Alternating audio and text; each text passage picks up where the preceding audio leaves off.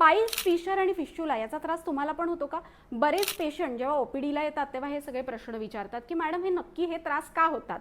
एक तर बघा, जर तुमचा मल नीट साफ होत नसेल, कडक मल होत असेल, तर तुम्हाला पाईल्सचा त्रास होतो. तर पाईल्समध्ये पण बरेच प्रकार असतात. इंटरनल पाईल्स असतात, एक्सटर्नल असतात.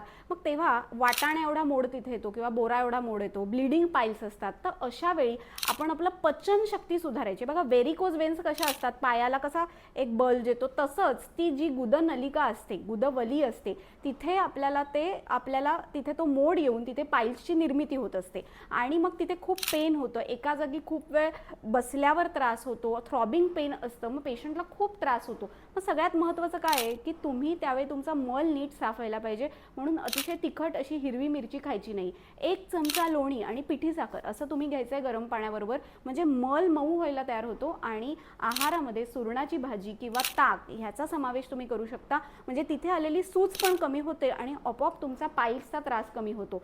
पाईल्सचा त्रास वाढला तर त्याची पुढे निर्मिती फिशर्समध्ये होते आणि फिस्चुलामध्ये होते. त्यामुळे जर पाईल्सचा त्रास होत असेल तर सुरुवातीपासून काळजी घ्यायला पाहिजे आणि योग्य तिथे तुम्ही डॉक्टरांचं मार्गदर्शन त्याच्यासाठी घ्या, म्हणजे हा त्रास तुम्हाला होणारच नाही.